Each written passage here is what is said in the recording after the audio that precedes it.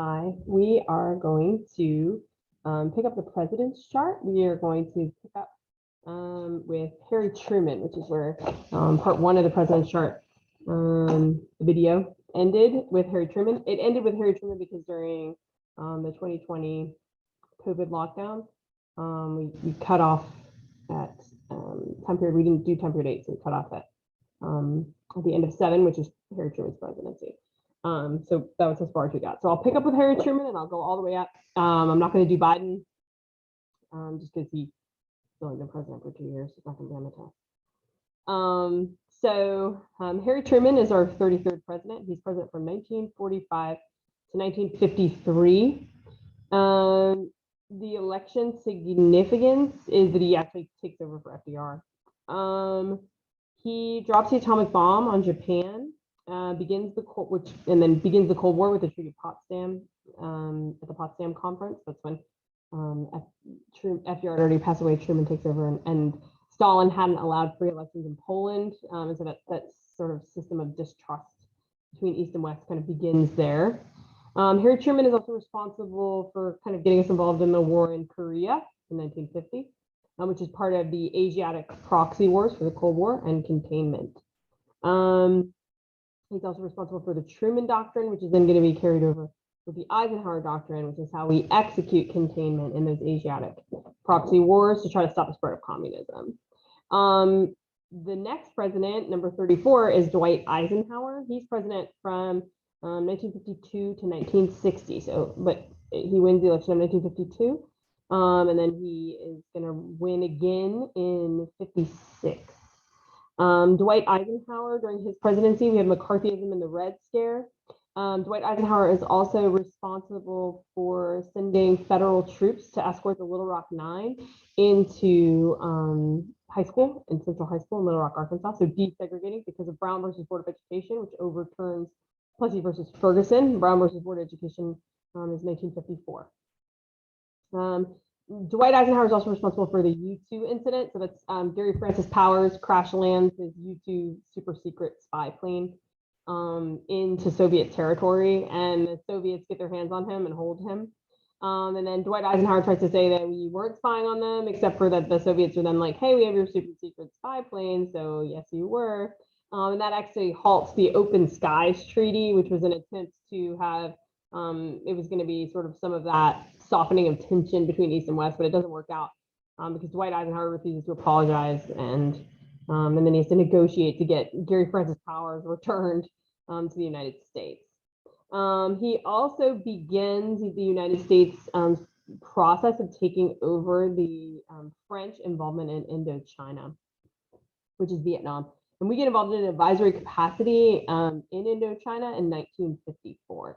We don't escalate troop involvement until like 65, 66. The next president is JFK. JFK is going to be president from the election of 1960 until 1963, at which point he is then going to be assassinated. The significance of the 1960 election is that it's the first televised debate, and Eisenhower does not seek a third term or is prohibited from seeking a third term because of the passage of the 22nd Amendment, which sets up presidential term limits. JFK's domestic, like the lifestyle that he leads in the White House is very desirable. It's called Camelot, kind of after that whole King Arthur thing. He also deals with a lot of the civil rights movement and Vietnam. He sends advisors in. He sends American people in an advisory capacity. He is also involved in the Bay of Pigs invasion, which is a complete disaster. The United States tries to overthrow Castro. So it's the United States tries to lead an invasion of Cuba and overthrow Castro. It doesn't work at all. There's nothing successful about it. Additionally, the next year maybe is the Cuban Missile Crisis, in which that is a foreign policy success for the JFK administration. And the United States is able to successfully get the Russians to remove their nuclear missiles from Cuba. And then the United States secretly removed their nuclear missiles that they had pointed at Russia from Turkey. So it's a foreign policy win for us because it looks like we didn't have to give anything up, and the Russians did. Okay, So then once JFK is assassinated in 1963, his vice president Lyndon Johnson takes over. Lyndon Johnson is president from 1963 to 1969. He does not seek re-election in the election of 1968.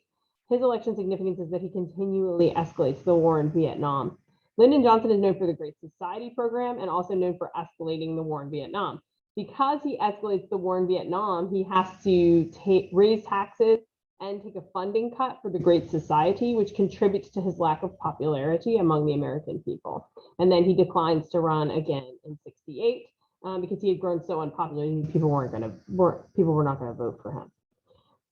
Richard Nixon then becomes president. Richard Nixon wins the election of 1968, and Nixon's going to be president from 68 to 74. He's going to resign as a result of the Watergate scandal.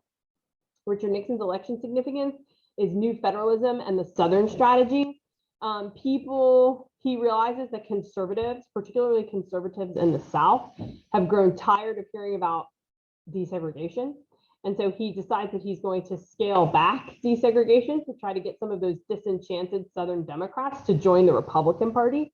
And that actually ends up working. That's called the Southern strategy. His new federalism is also how he is going to shrink the size of the federal government.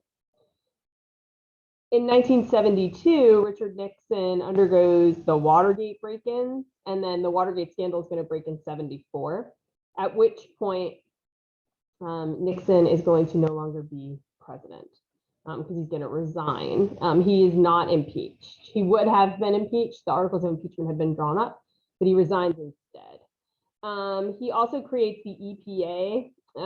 He opens China through the détente, which is the softening of tensions between the communists and us. And he also de-escalates the war in Vietnam. So he pulls us out of Vietnam. He also launches a secret invasion of Cambodia. The 38th president of the United States is Gerald Ford. He's president from 1974 to 1977. I think he's the only president in United States history to not actually be elected. He takes over for Richard Nixon after Richard Nixon resigns due to the Watergate scandal. He runs in 1976 versus Jimmy Carter and loses that election. He pardons Richard Nixon, and then he has a really significant economic problem. He has high unemployment and high inflation, which is called stagflation. And he tries to launch this program called Whip Inflation Now, and it doesn't work. In the election of 1976, unknown peanut farmer and preacher from Georgia, he was also state senator, he was also senator, Jimmy Carter he was the governor, wins the election, and he's president from 1977 to 1981. The significant things that happen under his presidency are the Camp David Accords, which is the beginning of the Middle East peace process. It's the end of the Israeli-Egyptian war, and it's the first time that a Muslim country and the nation state of Israel come to a peace agreement. He also has to negotiate an end to the Iranian hostage crisis, and Jimmy Carter also has an energy crisis. Because of all those things and stagflation, Jimmy Carter is not re-elected in the election of 1980. In the election of 1980, Carter runs against conservative Ronald Reagan, Republican conservative Ronald Reagan. And Jimmy Carter gets destroyed in that election. Iran-Contra and the rise of conservatism are probably the two most important things that happened under Ronald Reagan's presidency. Ronald Reagan is also going to practice supply side economics and provides tax cuts for businesses, practicing trickle down economic theory. After Ronald Reagan in the election of 1988, George H.W. Bush becomes president, and he's going to be president from 1989 to 1993. He is going to get us involved in the first Gulf War, and also we're going to have an economic recession under his presidency. The 42nd president is Bill Clinton. He's going to win the election of 1992, and he's going to be president from 1993 until 2001. He is impeached for perjury, but not removed from office. The significance of the election of 1992 is that third party Ross Perot is the most successful third party candidate in American history since Teddy Roosevelt's Bull Moose Party. The most important events that happened under Bill Clinton's presidency are the invasions of Somalia, humanitarian missions in Rwanda and Haiti. He also passes the North American Free Trade Agreement, or NAFTA. We also get involved in ethnic wars in Europe. So that's going to be the Dayton Accords, which is on that Gilder-Lehrman timeline, in which they signed that Bosnia-Herzegovina peace agreement. We also have the dot-com boom and the housing bubble under Bill Clinton. In the election of 2000, George W. Bush, the son of George H.W. Bush, defeats Al Gore in an extremely close election that is contested in the state of Florida. The Supreme Court gets involved and halts the recount, and then George W. Bush is named the president. So he's going to be president from 2001 to 2009. And that's going to be the election significance is the Bush versus Gore tie, and then the recount, and then the Supreme Court halts the election and says George Bush is the president, halts the recount. The significance of his presidency is the second Gulf War, in which the United States goes into Iraq looking for weapons of mass destruction. September 11th, 2001, terrorist attacks, which then are going to launch the war on terror.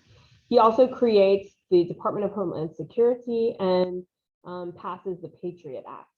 In 2005, Hurricane Katrina hits New Orleans and calls attention to some of the discrepancies in FEMA, the Federal Disaster Relief, Federal Emergency Management Association.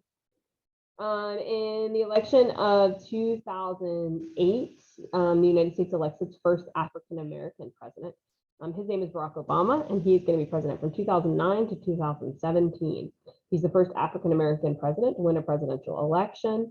And the important things that happen under his presidency are Obamacare, so universal health care, and the repeal of the Defense of Marriage Act. In the election of 2016, the United States elects Donald Trump to the presidency. Donald Trump is impeached twice and not removed from office either time. In 2016, Trump has no political experience, and he runs versus, the election significance is that he runs versus Hillary Clinton, who is the first female presidential candidate. The first mainstream female presidential candidate. And important events under Donald Trump's presidency are, I mean, we don't necessarily have to have that because it's not going to be on the test. So that's it. So that's the president's chart. That's the second part. It's like the last third of the president's chart. So I hope that helps you. And I hope you guys are studying. And I'll recite the presidents backwards on Wednesday in class. Bye.